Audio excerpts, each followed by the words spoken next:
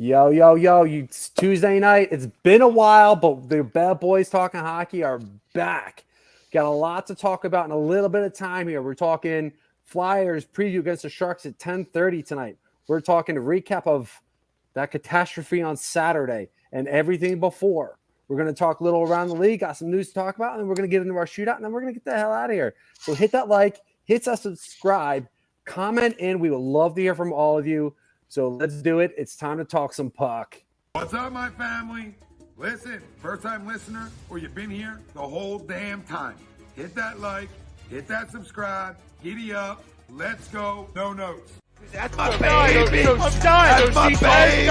We're going at it at 110%. I just want 5 minutes of happiness, please. Just give me 5 minutes. And they scored! They did it! What the hell was that? Oh, yeah! What the f*** are you talking about?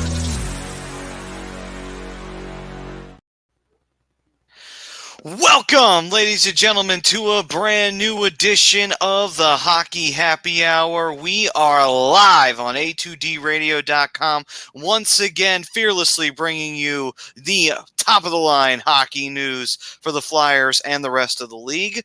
And tonight we are brought to you by, as always, Specialized Physical Therapy, the Doc, Dr. Paul Vidal. Listen, aches and pains, man, they can just destroy your life one little piece at a time. But you know what? You don't have to just sit there and take it. You can actually do something about it.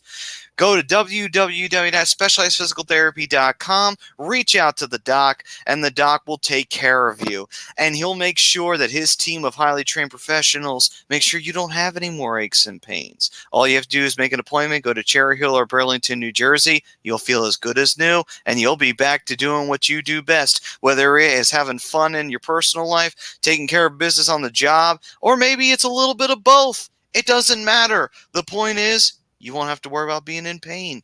Specialized Physical Therapy. All right. And for our face-off, we are going to be brought to you by Baggio's Bread. If you've got any type of big events coming up, whether it's hosting a party for your friends to watch the Flyers, or whether it's to have a fun time on a Sunday with your buds watching some football, whether it's watching the Birds, watching the Giants, watching anybody, doesn't matter who. And yes, I only threw the Giants in there because Brad's here. But the point being is that Baggio's Bread is the place to go. Located in Mount Laurel, New Jersey, home of the best stuff, breads, tomato pie, sandwiches, cutlets, and meatballs. Mention A2D for 10% off of your in-store purchase. And all right, the face-off is the Flyers will rebound against the Sharks. Agree or disagree? And gentlemen, this one might seem like a slam dunk, at least for me. I'm in the agree side of things because the Sharks have no wins on the board. However, we have heard of the trap game before. So gentlemen, I'll leave it to you. Agree or disagree? Do you think the Flyers wipe the floor with the Sharks here? I'm gonna have to agree to this. Like I don't want to necessarily say that it's gonna be a slam dunk. I mean, this is a terrible Sharks team, and they're off to probably one of the worst starts in NHL history. I mean, they're 0-10, or they're 0-10-1. I'm sorry, they're averaging, I think, just over a goal a game in their first 11, 12. Like that's just absolutely pathetic. So to me, I think it is going to be an easy agree. But, I mean, this is the NHL. You never know. To your point, Matty, yeah, this could absolutely be a trap game. So let's see how things go. I mean, you got to maintain offensive pressure. They've done good against most teams this year as far as that goes. And if they can do that, if they can pretty much own time of possession, it should be an easy win for the Flyers. And before Rob or Brad goes to jump on that, this is actually the worst start the Sharks have had in franchise history. Beforehand, it was 0-9-2, which was back in 92-93. Now they have one-up themselves. So, Rob or Brad, agree or disagree? How do you guys feel about this one? I'll jump in real quick. Could the Sharks be giving up more goals? I don't think they could after giving up 10. That's 10 goals in each of their last 2 games. I think this is an absolute agree. I think the Flyers will rebound big against the Sharks. I mean, despite their 1-3-0 record over their last 4, I like this team's resiliency after giving up a goal or taking a hard loss, which is very indicative of a John Tortorella coached club.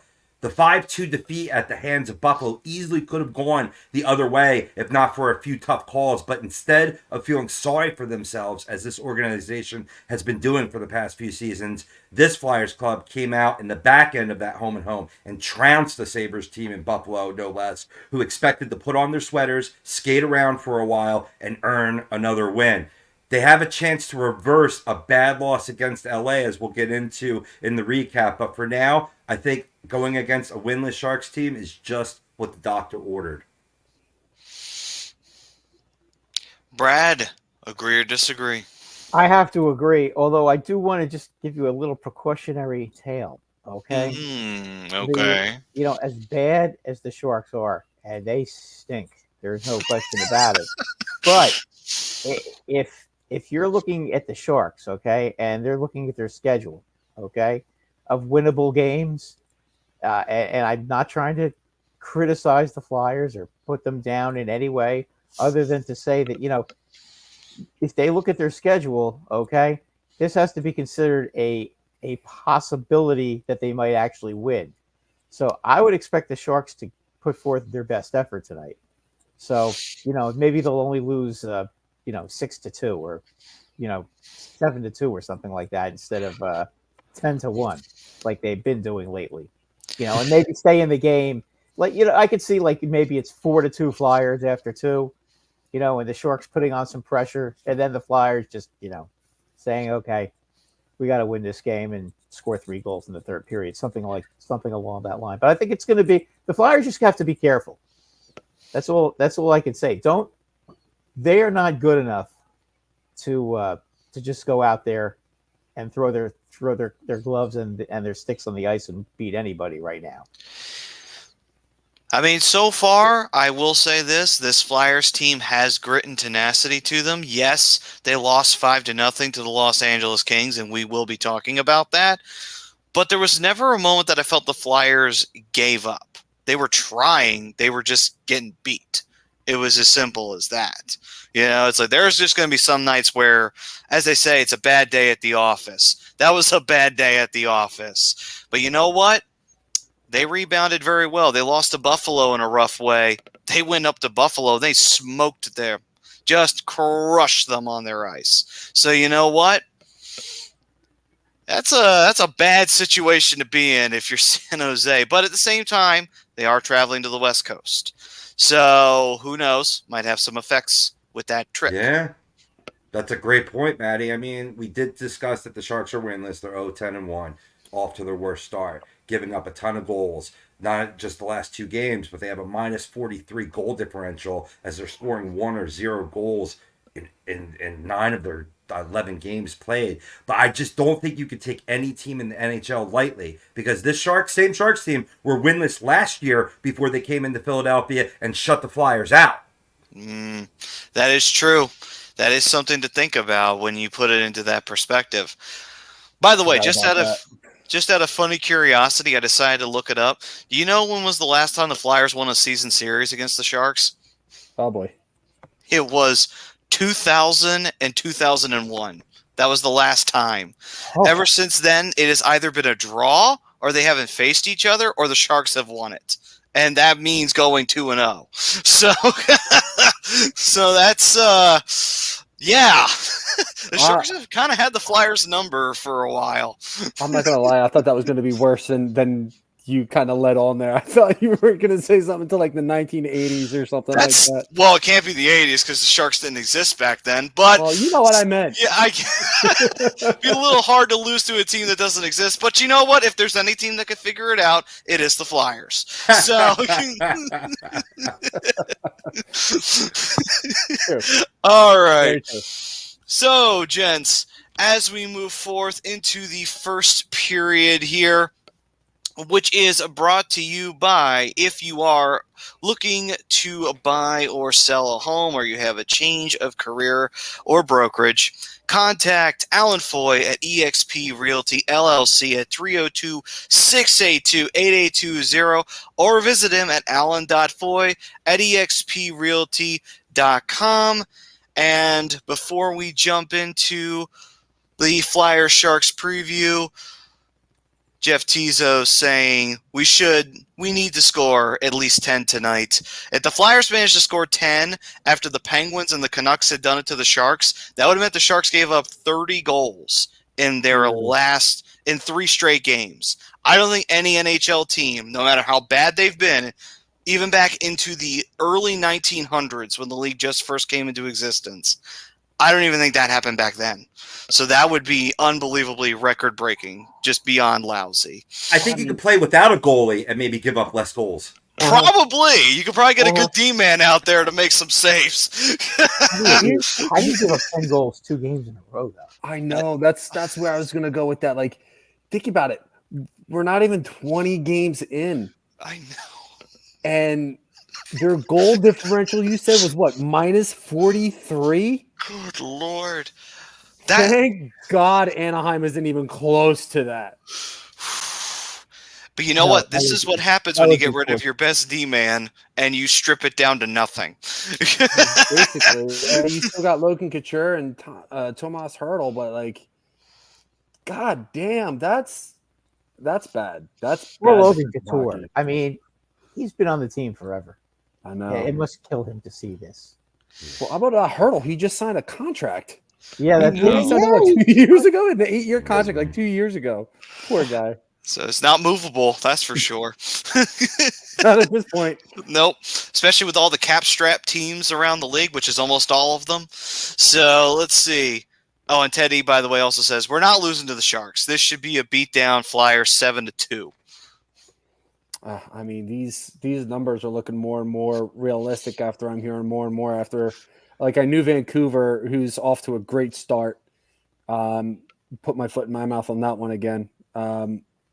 Scored 10 goals on them. I didn't realize Pittsburgh put up that many. I think I turned that game off really early when it was just starting to get out of hand. And Me Metal Mike saying, so I was wrong about Vancouver being bad. Well, the season's still young. Season's still young. Let's give it a go. Hold on. It's not By the way, did you notice conclusions that here. one of their losses were against the Rangers? But again, while Brad toots the horn a little bit there, Sorry, I couldn't help myself. hey, listen, sometimes you guys got to work it like a fiddle. Let's see here. I mean, I could always throw my little tidbit out there for you guys, but I'm going to Hey, leave that for listen, later. you know, Swoopy saying, yes, I am a Sharks fan too, but you know what? It was night and day. I knew it was going to be night and day when the season started. I knew the Sharks were going to be terrible, and I knew the Flyers were probably going to be better than them. Maybe not by much, but enough. And now it seems I was even way off on that. Flyers are better than by metric tons at this point. So I guarantee you this: Maddie's not a Sharks fan tonight. Nope. I wasn't a Flyers fan the other day, and I'm not going to be a Flyers fan in 2 days. Right. So. And then I won't be a Sharks fan in March when these two teams meet again. And by then, who knows? Maybe the Sharks will be 0-82 by that point. So, anyway. Did you imagine? So, I don't want to think about hey, that. listen, they'll get the number Celebrating one in San overall Jose pick. confirmed. They'll get the number 1 overall pick, although I've heard he's not a world beater. But it is what it is. He's good, though. He's I Italian. have heard that he is pretty good, though. Yeah. Anyway, gents, preview time. So, Flyers versus Sharks. So,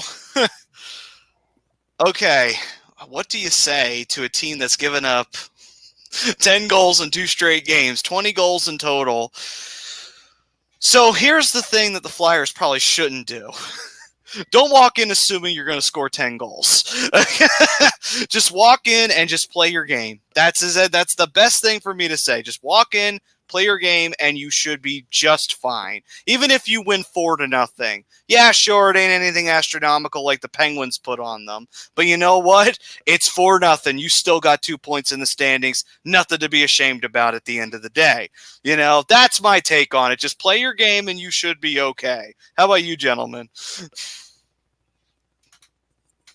No, I mean, I agree with you there, Maddie. Like, keep doing what they're doing. I mean, yeah, I know Saturday night's game was brutal, but the effort would continue to be there.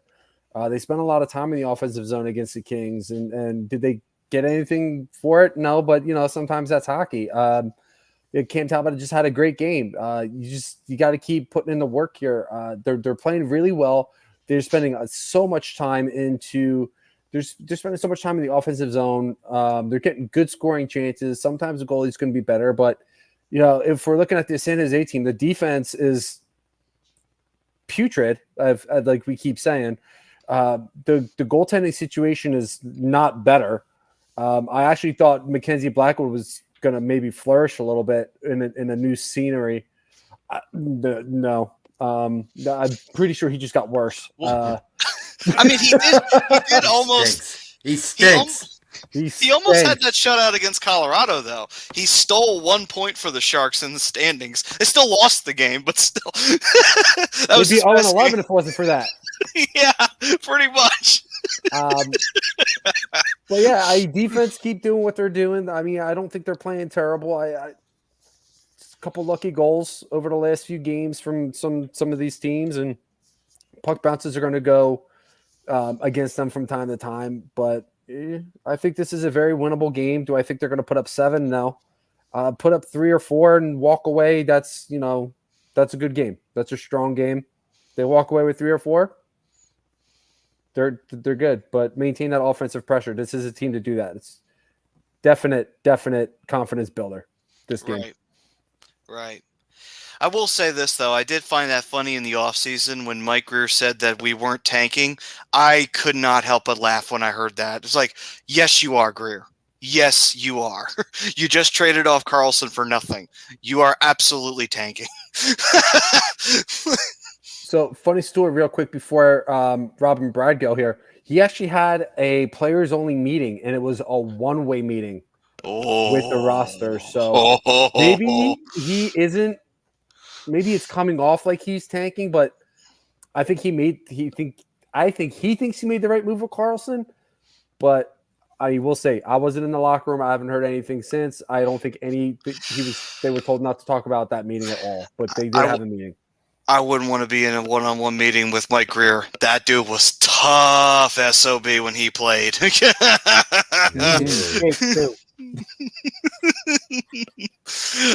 So Rob, Brad, what are you guys feeling on this Flyers-Sharks matchup that we'll have later tonight? Well, I'll jump in real quick and give a couple updates. We got two key figures day-to-day right now, Sean Couturier and Carter Hart. Well, according to Sam Carchidi, via, where's he writing for now? Philly Hockey Now. He says Couturier will play tonight and make his return after a 2-game absence, whereas Carter Hart will not. And it's been confirmed that Samuel Ersson will be in net with him still out. Frost, again, being the odd man out, being benched despite playing pretty well in Couturier's absence. Basically, when it comes to Sean Couturier, he's got a lot to prove. Already missing 2 games. That's not a good look coming back from an injury. So he skated with the team and with practice, but he wasn't really on a line. So his minutes may still be down if he does play, if Sam Carchidi is indeed correct that he will play tonight. Couple little tidbits. I think the Flyers are going to have to take a page or learn from Buffalo's mistake and not take their opponent lightly, because they want to start this road trip well here. This is going to be a key road trip before their schedule really starts to get chaotically bad and tough. The Sharks' power play, believe it or not, boys, is actually 19th in the league despite the low goal scoring. It's a small sample size, but 18.2%. So the PK needs to be stout tonight.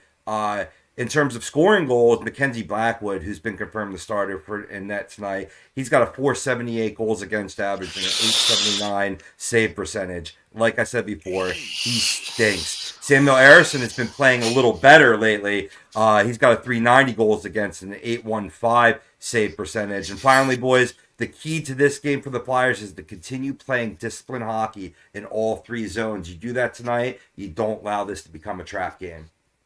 Right. 479 GAA. I don't think we've seen that since the 80s. Brad, how do you feel?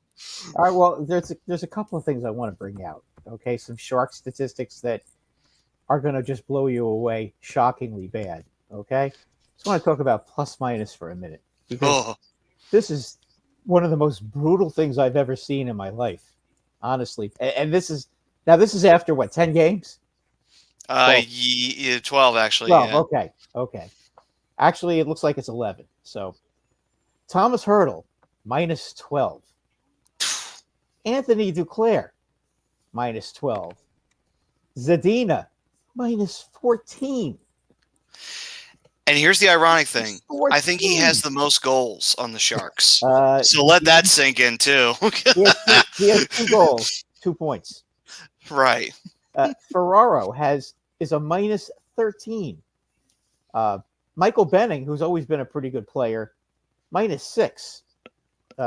Nico Sturm, I've heard of him, and I know he's not this bad, is he? Minus 11? He shouldn't be. Burrows, the defenseman, minus 13. And here's a really good player who, I mean, this doesn't make sense, but it's fact. Jan Ruda, minus 11. I mean, guys, that's just. I mean, and listen, I could go through the whole team, but I don't want to I think we could all finish laughing now because it's just. I mean, if they keep this up any longer, I wouldn't be surprised if they make a coaching change. I mean, no, really, but think about this for a minute. If you multiply it by, let's just say let's cut their season short mercifully, okay, and make it a 77-game schedule.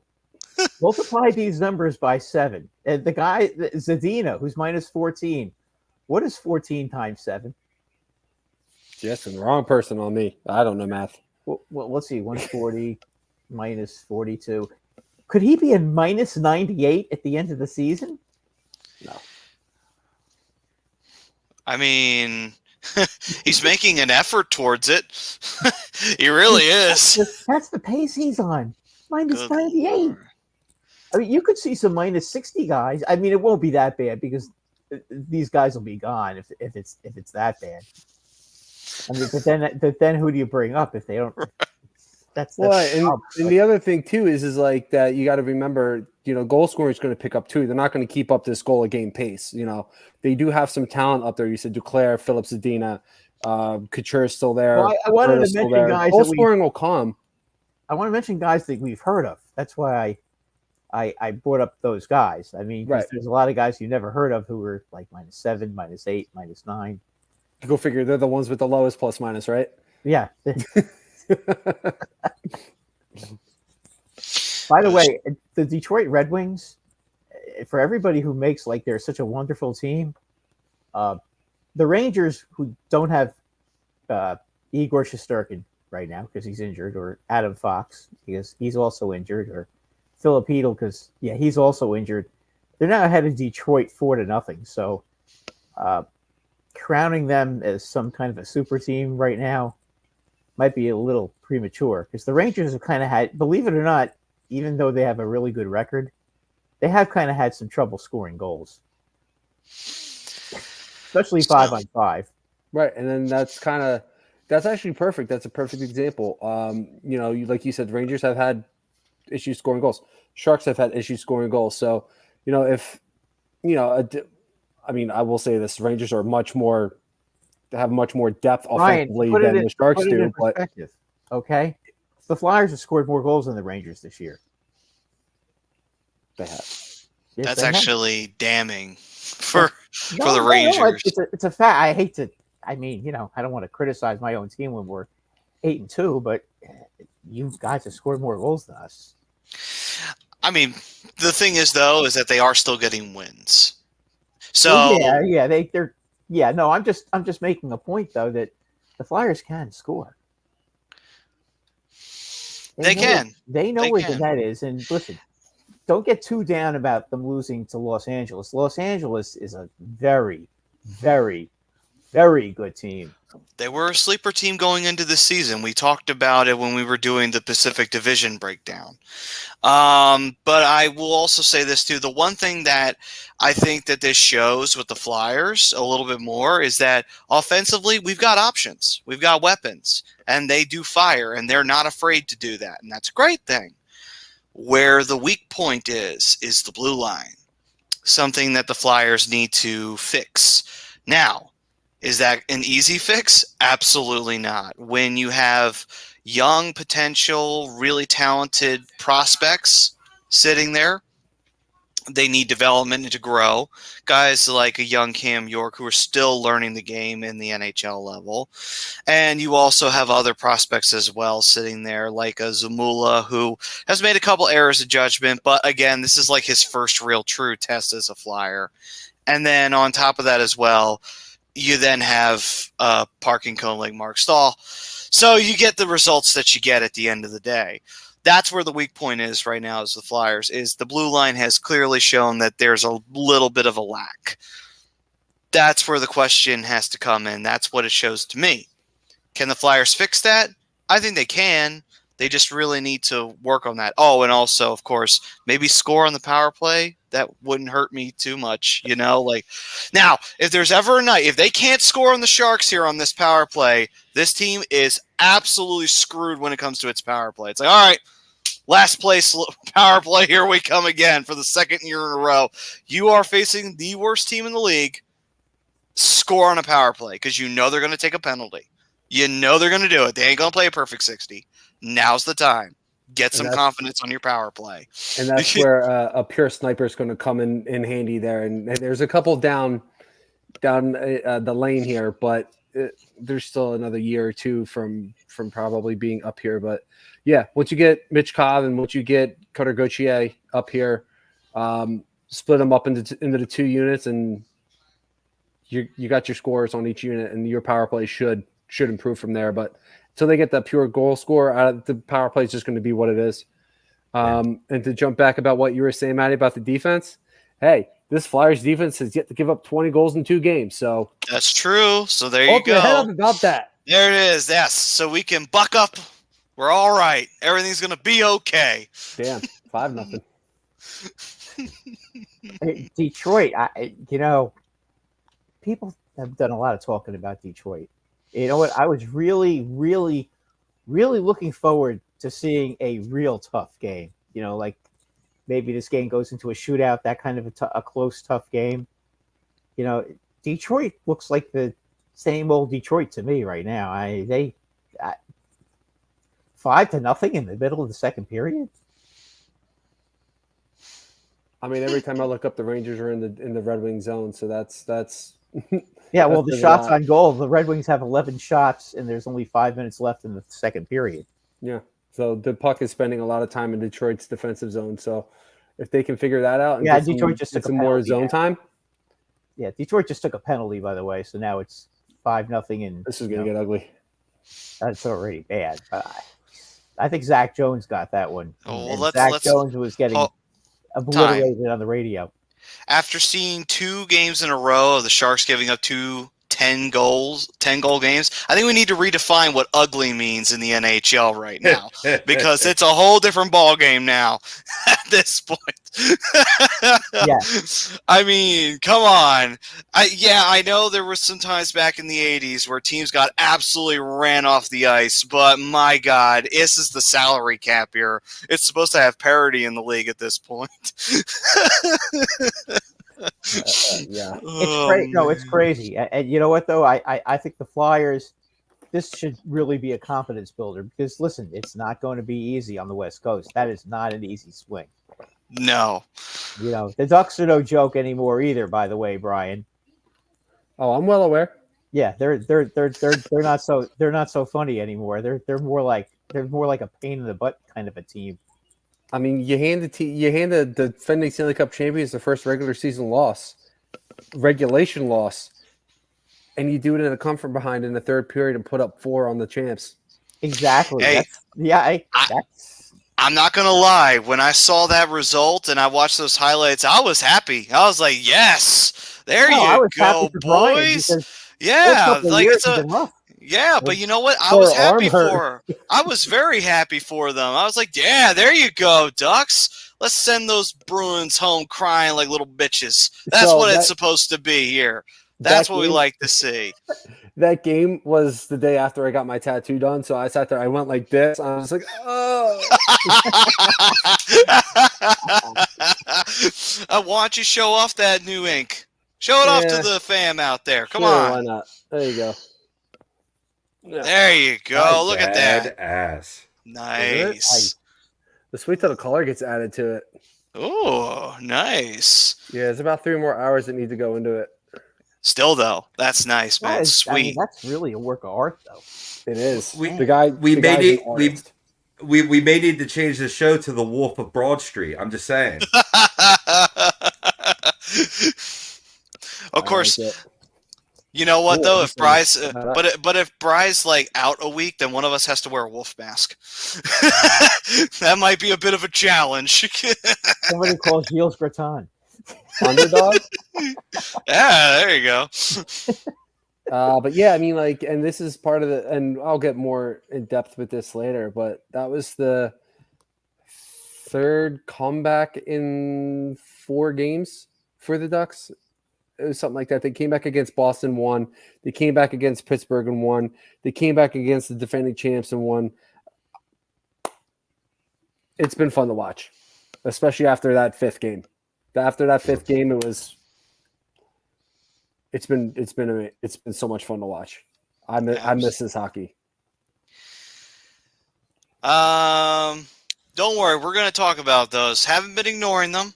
We're just going to switch over to the second period, and then after that, we'll take a quick commercial break, and then we'll bring up some of those highlights from Sharks Fan 77, and then we'll dive into the second period. But before then, we're going to take a quick commercial break. Don't worry, it'll only be brief, I promise. And when we come back, we'll dive into the recap of the Flyers against the Los Angeles Kings and also just talk about general things that we want to talk about for the Flyers right now, whether it's before the Sharks game or what we would like to bring up in the previous matchups so far. Until then, guys, we'll be right back right after this. Royal Billiard and Recreation, proudly celebrating 40 years and our new, bigger showroom. Twice the size and twice the fun. More pool tables by Olhausen. More dartboard sets, including custom reclaimed backboards. More bar and kitchen stools that can change a room. And more bars, including pre-built and custom. Hot tubs, skee ball, shuffleboard, outdoor, and fun. Royal Billiard and Recreation, your ultimate game room store. Now located on Bethlehem Pike in Colmar. In our family, food is our daily bond. My nonna, affectionately called Mama by many, found solace and joy in the kitchen, sharing her love through delicious creations. She turned her culinary passion into a flourishing business alongside her husband and sons in 1983. Celebrating 40 years is a testament to our exceptional team, friends, family, and beloved customers. With gratitude, we look forward to the future, expanding our brand to share the highest quality Italian food and wine nationwide. Our heartfelt thanks to everyone who has played a part in our story. Grazie mille.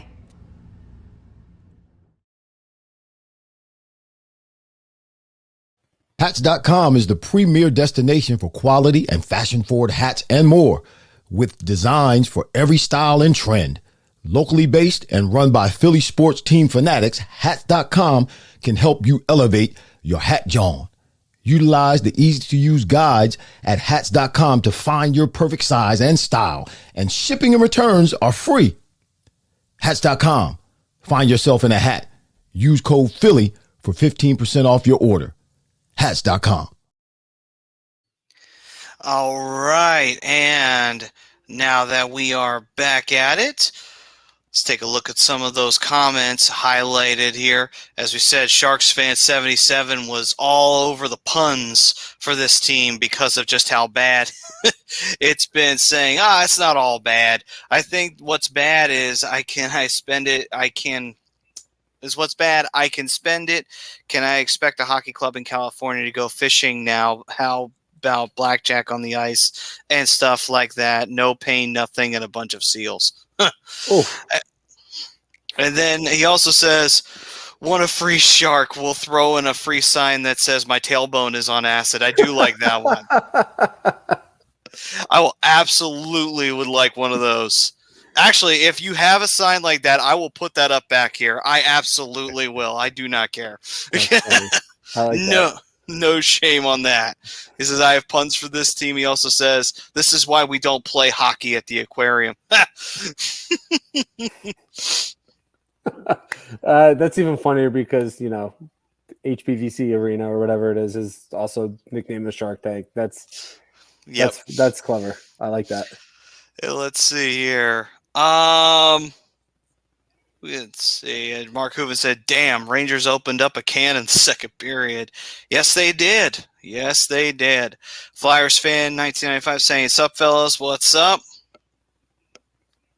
And I do believe typical Canucks dork says, odd, is this a dream that my team's actually playing good hockey and higher up on the Pacific Division?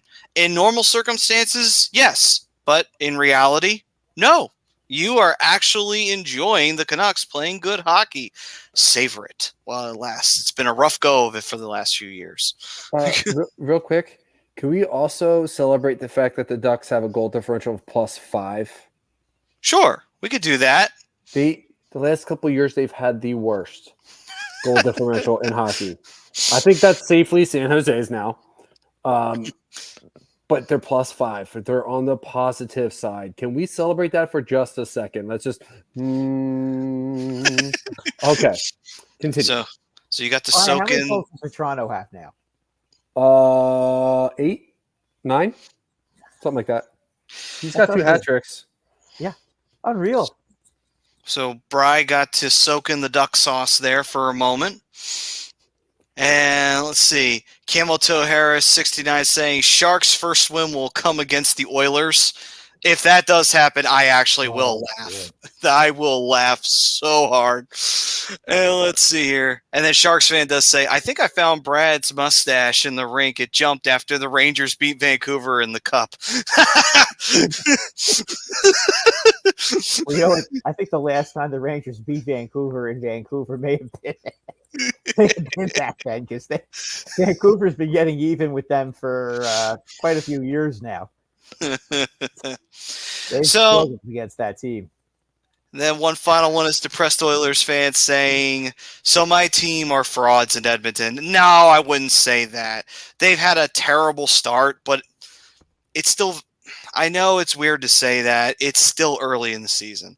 I get it. It's not a good look for them, but they can still turn it back around. If any team can whip it back around, it is that team. However, this rough start should be a warning sign for them to look at things. They haven't really, in my opinion. And with the goaltending, yeah, they really, really need to figure it out. Or other words, they could turn it around in the regular season, but they ain't going to get the job done in the playoffs. Well, a big thing with Edmonton is that I don't think they have 100% Connor McDavid right now. Like, he's playing injured. He was out for a little bit. He's not right. Yeah, I agree. And Yeah, Ted, we're good, man. All these guys that are trolling, these are our regulars now, man. These are our YouTube guys. Yeah, we appreciate everyone jumping in from all different sides of the hockey world, whether you're on the West Coast or the East Coast or in the Mid-East or the Midwest, wherever you are, welcome. Maddie, when was the last time that Draisaitl scored a goal? Actually, that's a good point. What was it, like 7-8 games now? Yeah, it's been a minute. I have to admit, it's been like I said, it's not a good look. It really isn't a good look for them. But like I said, we're still relatively early in the season. Like I said, we're not even really a quarter of the way through. We're getting You there. don't want to. You know what though? We'll You don't be want to dig soon. a big hole like this because God forbid if when you start digging holes like this, God forbid if you have one or two serious injuries, your season's going to be over. I mean, I get that, and That's the believe me, problem. if they're still really in this position come December, oh yeah, then there's really something to talk about here. There's really something to say, yeah, this team's screwed because it's December now and they still haven't turned it around.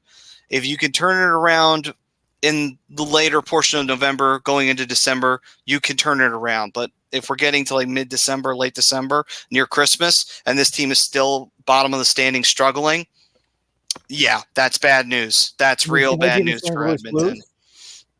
What's up? Can they be the St. Louis Blues from 3 years ago? Well, that would be crazy, but you know what? If an Edmonton Oiler goalie all of a sudden decides to have himself a Jordan Bennington-like year, then there you go. Anything's possible, I guess. Well, and that's the thing is like I think we all agreed on the same thing during the season previews. This defense is not good for Edmonton. The goaltending is not good for Edmonton, and their offense is one-dimensional. You take out one, either Leon or Connor McDavid, and to Rob's point, yeah, McDavid's not 100%, but you take one of them guys out of the fray, it's the entire sweater comes undone. And we're seeing that, and I think teams are finally starting to figure it out. And again, the bad defense and the bad goaltending doesn't help, but you can't rely completely on offense. But I do agree with you, Maddie. It is very early in the season. They can turn it around. That goaltending needs to figure it out if they want to find any form of success.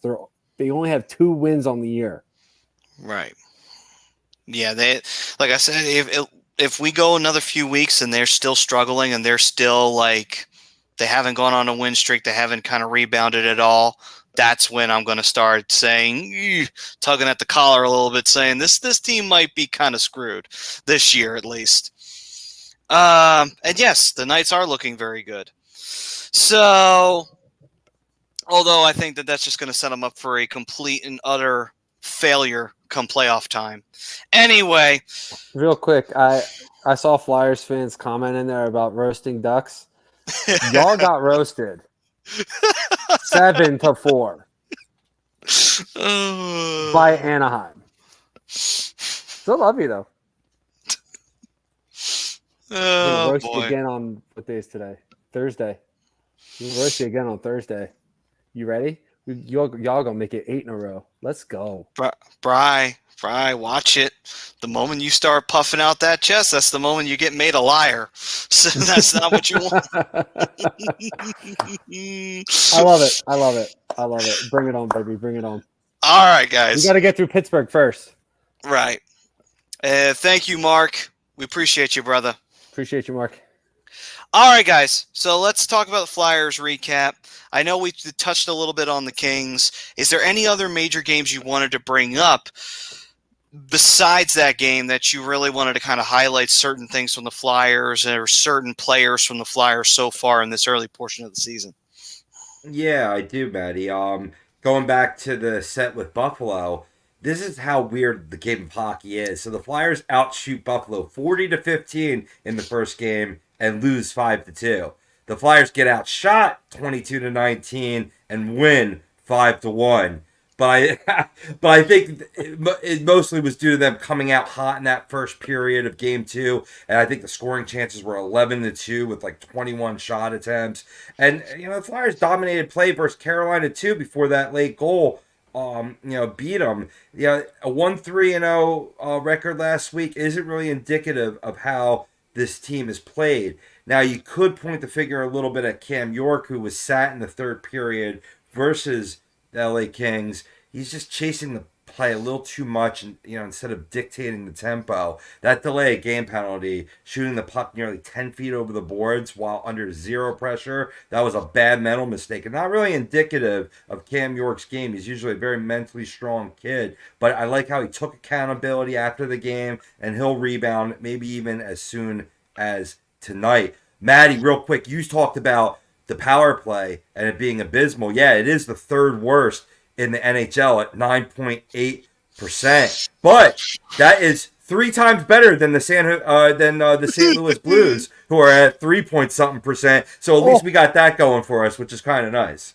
I love how you were going to say San Jose, and then you had to pull it back to say St. Louis. Yeah, a little Freudian slip there. But their power play is at 19th, in the NHL. So kind of mid pack there. But with the Flyers power play, they got to start throwing different looks, man. I mean, they have guys playing out of position. You had Frost in front of the net. When he's playing, he needs to be a puck distributor, playing out of position. Now they had Atkinson.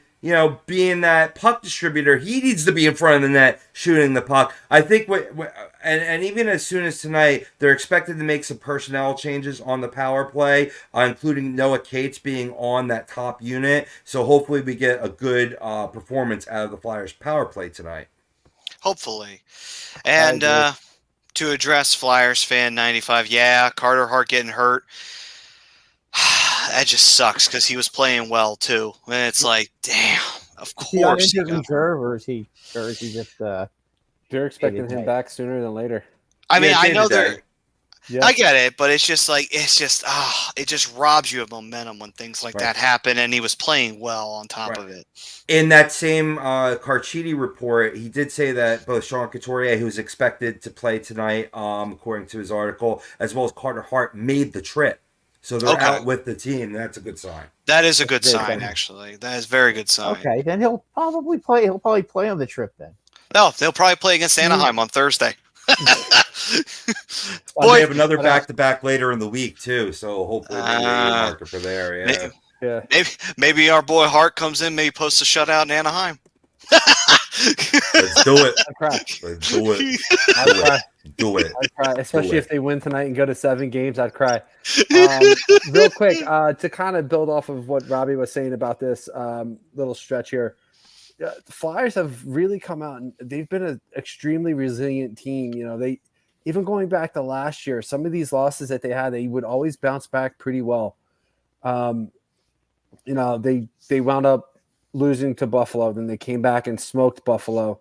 They got smoked by the Kings on Saturday, which I'm sad to say I was in attendance for. Ugh.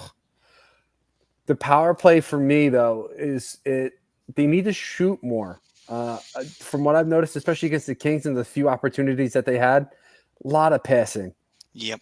A lot of passing. I saw a bunch of lanes from where we were sitting where I was just kind of like, shoot it. Oh, no, you're going to pass? Okay, shoot it. No. Oh, you're going to pass it again? What the? No, you got no. That's like 17 passes in a row, guys. Somebody's got to shoot. But the good thing about this team, though, and I've been saying this a few times tonight, they maintain offensive pressure. They maintain sustained offensive pressure, and it's leading to scoring chances. And it's still early, but it's eventually going to lead to goals. And you're seeing that. You saw that against Buffalo. You saw the hard work against Carolina. It didn't really. The bounces didn't go their way. Same thing against the first game of Buffalo. Same thing against LA. They're getting the pressure, but I think because of a lot of the youth, they haven't figured out the scoring touch yet. They haven't figured out their finish. Konechny has figured out his finish, and he's doing a fantastic job this year. I think he's got, 12 goals already on the season. Goals. He's averaging about one per game. He needs to keep doing that. He needs to keep shooting the puck. But they need to relax a little bit. And I think that's going to really help, especially going into this game tonight. It's just to kind of relax a little bit, just throw pucks on net and try and get bounces to go their way. Oh, actually, 9 goals in 11 games. That's where he sits. I got the number. I got the G. I put G for games and G for goals. Come on, Pove. What are you thinking? But he did play his 500th game last week, though, which is crazy that he's played 500 games already. I still think of him as a kid. He's what, 6? Well, I mean, what was it? Carter Hart, the game I went to against Carolina, that was his 200th start for the Flyers. That's crazy to think about that. He's already at 200 starts. These guys are young still, too. That's know. The crazy part. It's crazy. And then one other thing, too. Yes, me, man. Like Bobby Brink. Oh, let's talk about this kid. Holy shit. Talk about just coming right out of training camp and saying, hey, guys, you want to see a rookie make an impact? Hold my beer. I'm about to just dump on these guys left and right. This kid has been great. Like preseason, he was good, and he just transitioned it right into the regular season like it was no big change. Like, wow, he's playing the everyday starters now, and it doesn't make a difference. He's still scoring goals. It's like, I love this kid already. And he's only been here for how many games? Like, good Lord. He's just a kid. He puts himself in good position. He's got good vision, and he protects the puck pretty well. And he knows what to do with it when he has it. He does. And he's so young, too, and he's already got that skill down. That's usually something that you have to develop over time. That takes a little bit to develop, but you might already have that taken care of. Like, all right. Torts might go there and be like, I don't need to teach you anything. You already know everything. Go. Just do whatever you want to do. I don't care. I'm sure that's not what Torts says. But still, anyway. So, Brad, anything you want to pull from the early portion of the Flyer season? Well, I think the incentive to get to Hockey 500 is there tonight too. So, look, as long as the Flyers show up and they give you the usual intensity, they should have no problem tonight. I mean, I think. Listen, the way they went and bounced back against Buffalo, that tells me all I need to know about that team. So, okay, is that they have some pride. And they are going to come out and they're going to play hard. Look, there's going to be some games where they're just overmatched, and a couple of bad bounces. They're kids. Kids get discouraged when stuff like that happens, and it's going to take them a little while to mature in that area. Okay, right now their defense, they're bad. Let's put it this way: they're badly in need of having good veterans on the back line. That's something that, and this is why I think. In the offseason, getting rid of some of those big contracts and having the salary cap go up $3-4 million next season is going to be huge for the Flyers because they can patch up a couple of holes in a hurry. We can go back to the Islanders, okay? Do you remember when they brought in when they were having trouble defensively, and then they brought in Nick Leddy and who's the guy from Boston? They got Johnny. What was his last name? Wojciech? Yeah, Johnny Wojciech. Yeah. I mean, if you remember, they were able to do that, and then the whole thing came together. That might be just what the Flyers need in the offseason. I think it's that kind of a thing can make them good next year. So it's going to be key for some of these young guys to show Tortorella, okay, who's a keeper and who's not, so that they can go out, bring in a couple of defensemen next year, and get this team ready for the playoffs. Because that looks like something that may happen. I mean, they have the grit, and they definitely have the grit, and they can score. They're going to need a couple of guys, veteran guys, to, can keep these guys.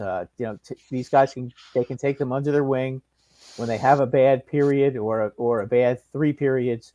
They have somebody that they can lean on the ice who's very effective. His name is not Mark Stahl. He's not really the guy that I would, that's not the answer right now. Stay injured. Yeah. Yeah. I was gonna say, he's still got like 2 weeks before he's back too. So, by the way, when I was at the Flyers game too, I saw this one lady who had a bedazzled Ryan Ellis jersey. I was just like, ooh, I hope you got that cheap on clearance, because that is not a jersey to be proud of. But anyway, a Yankee fan wearing an Ellsbury shirt.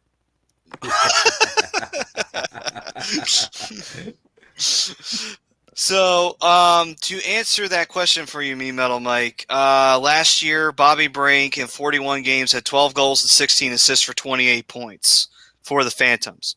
Right now, he's on pace, projected 81 games played, 22 goals, 37 assists for 59 points. If he actually achieves that, like, holy, that's one of the best Flyers rookie performances, God, since what? Giroux? Or not even Giroux. It would have to be like Lindros, really. That could be Bedard the way things are going right now. Right. It's just crazy to think about. Well, think about what stats he put up for the University of Denver before coming to the Phantoms, too. Right. True. Good evening, Eileen. And what's up, Priz? Yo. Somebody just woke up. Yeah.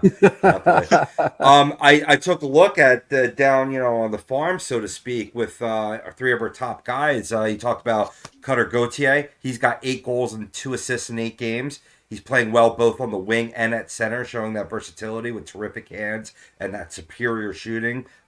Massimo Rizzo, 5 goals, 12 assists in 8 games, showing that he's a primetime guy that could set up, make plays.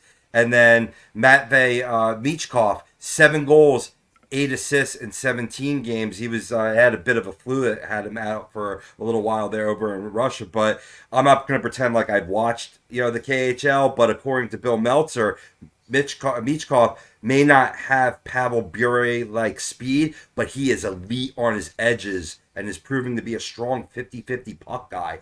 This could really turn into an excellent draft pick by Danny Briere. Maybe. While everybody else is playing checkers, he's playing 4D chess. I love it. Yes.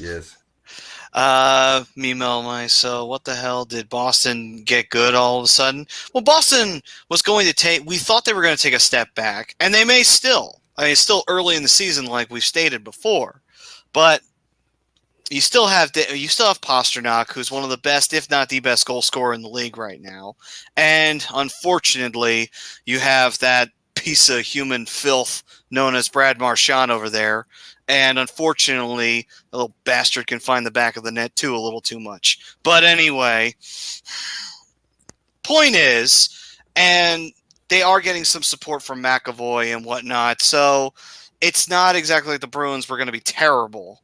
We just figured they weren't going to be as good as they were last year, which is pretty hard to match what they did last year, but you get my point. Yes. But anyway, we'll go to the third period now, which is brought to you by Alonzi Travel. If you have anywhere your heart calls to, Alonzi Travel is the perfect group of fine travel experts to make sure they create the vacation of your dreams, whether it's to Disney, Universal, or wherever your heart calls to. Let their talented team of travel experts create a custom vacation for you. Yeah. The broken one himself can attest to this. They hooked it up. By the way, when you do go to Alonzi Travel, hit up Ritz or Chuck's. They're going to be the 2 gentlemen to take care of you. All right. So, around the league, here we go. Any major things that you gentlemen want to bring up? Real quick, I know Rob's got one note. I'm going to grab one real quick, and then I'm going to let him go. Okay. Prayers out to Freddie Anderson, who is being diagnosed with a blood clot, out indefinitely. So he's going to be he's going to take a little break here, get himself situated, but prayers out to him. Hopefully he comes back soon. Blood clots can be really scary. So like I said, prayers out to Freddie for a quick, speedy recovery. Absolutely. It's been released that Patrick Kane is narrowing down the teams as he works his way back to full health from hip resurfacing surgery, which I didn't even know was a thing, on June the 1st. But he's been linked to the Buffalo Sabres, of course. We know that hometown, Florida Panthers, Toronto Maple Leafs, maybe even the Dallas Stars. But here's an interesting one. Edmonton, with Connor McDavid's health in question, Draisaitl, that might be a good fit, and they might make a splash to try to turn around their fortunes here early on in the season.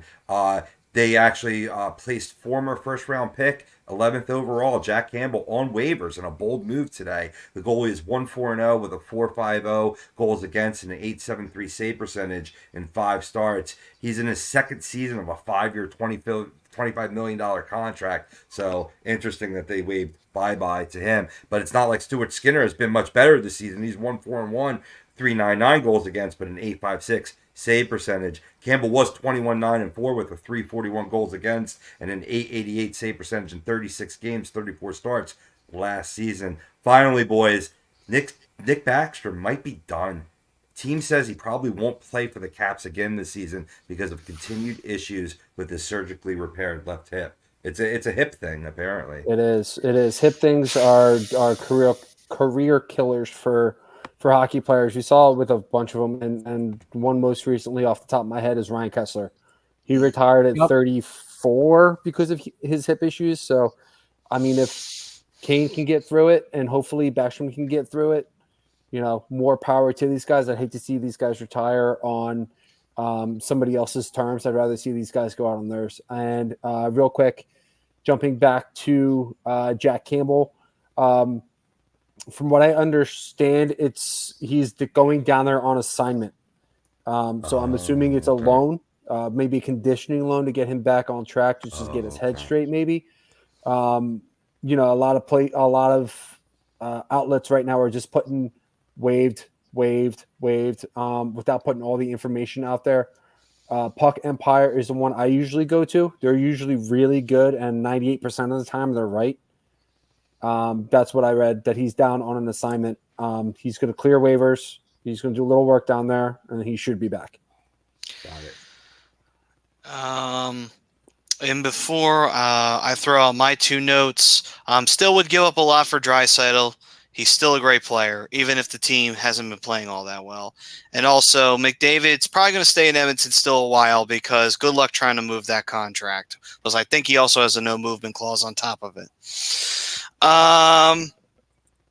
My two notes, thoughts and prayers to Adam Johnson and his family, 29-year-old who died by getting cut in the neck with a skate. It was a freak accident that happened in England.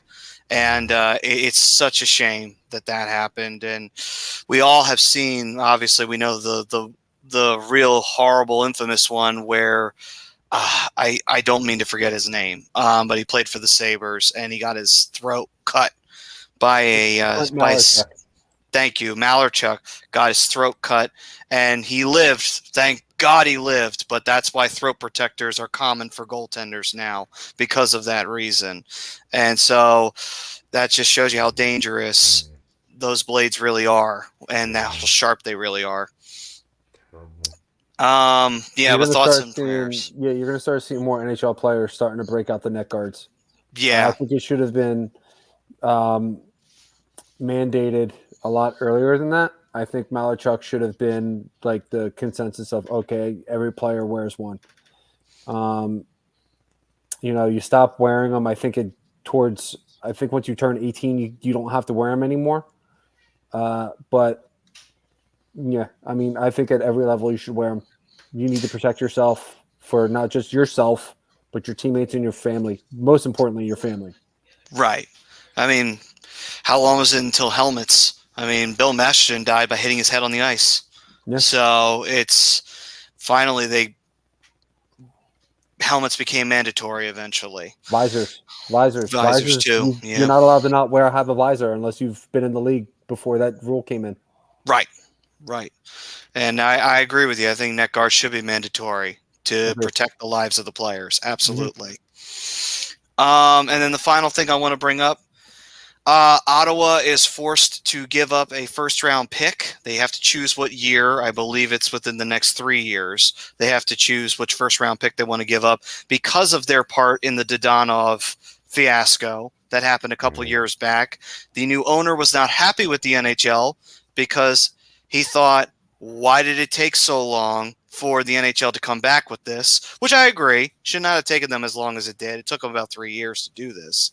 And then finally, on top of it as well, I just want to throw this out there that they forced Ottawa to pick what first round they do not get to pick in.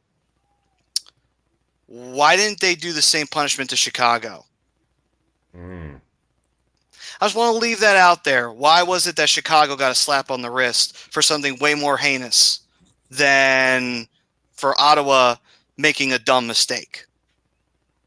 Should they have been punished? Yes, they should be punished. But Chicago should have gotten something much worse than what Ottawa's getting right now. That's a pretty tough punishment, though. It is. And that's my point. A first-round pick is. That's just something I wanted to throw out there before we get off the topic. Unless there's anything else. Brad, did you have anything for Around the League before we go to the shootout? Yeah, a couple of things. I wanted to congratulate a couple of players for just getting off to amazing starts. Also, Quinn Hughes on the Vancouver Canucks has really been cooking. I mean, I think the last time I checked, he had in the last week 3 goals, or was it 3 goals and 7 assists, or 2 goals and 8 assists in the last 4 games. He's got 10 points in the last 4 games, which is astronomical. Yep. And Artemi Panarin, who scored a goal and an assist tonight, has scored a point in every Ranger game this season. And he's continued a streak. And I believe, who is it on Toronto who scored in every game this year? Is it Matthews? I think it's Matthews. Gotta be Matthews. Matthews also has a point in every game this season as well. 2 hat tricks in a row in games 1 and 2. That's just Jesus. Yeah, but when you get a point in every game, that's pretty darn impressive. Now the record is 19 by McDavid, if I am not mistaken, and usually I'm not when it comes to stuff like that. So Panarin, I guess, has 7 games to go, and and Matthews has 7 games to go, I guess, too. So we'll see. We'll see. Both players are flying right now, so. Yep. Yeah, absolutely. So we will shift gears to the shootout to finish this bad boy up. Specialized Physical Therapy, Dr. Paul Vidal, the sponsor of the shootout. And we start off with our player of the week. Gentlemen, who wishes to go first? Oh, me. Okay, Bri. Homer pick, Mason McTavish. He's had an outstanding week. He's got 3 game winners in the last 4 games. Huge game winner against Vegas, big one against Boston, big one against Pittsburgh. Let's go. Mac T in the building. This Anaheim Ducks team off to a great start this year. Hope it sustain it. That's what I'm hoping to see moving forward. But Mac T is my player of the week. All right. And my player of the week, and I'm just going to go Homer too. I'm going to go with Bobby Brink. Screw it. I'm going to roll with one of our young pups. I don't disagree. All right then, Robbie, what you got? Brad alluded to him. It's Quinn Hughes. Just in the last week, I think that was only 3 games. If you go back to the 4th game, his stats even increased. But in the last week, he was the number 1 star in the NHL. He potted 1 goal and that whopping 7 helpers to propel these surprising Canucks to a 6-0-1 record last week. He's a plus 14 on the season. I know that's important to you, Brad, and he's just killing it. Well, I like those kind of statistics because that kind of tells you when he's on the ice what's going on. Right. If he's a power play specialist or if he's a 5-on-5 true man, that's what it boils down to there. Yeah. So, Brad, who is your player of the week? Oh, it's got to be Hughes. I mean, that's why I mentioned them, because just such an astounding. The game on October 31st, if I'm not mistaken, I think he had. What did he have? He had a huge game. I think he had a couple of goals in that game too. That's why I brought the 4th game in. It wasn't just his statistics this week were out of this world, but the 4th game last week on Halloween was unbelievable. I think he had 4 assists, something like. He had something outrageous. So I got to go with him. Yeah. And second star, of course, would be my boy Panarin, and 3rd star is, as I mentioned, Austin Matthews. Nothing personal, Brian. Not taken. So pretty good players, so. And so with that, we go to our hot take of the week. And I will start off by saying the Flyers will not put a 10 spot on the San Jose Sharks, but they will shut out the Anaheim Ducks. So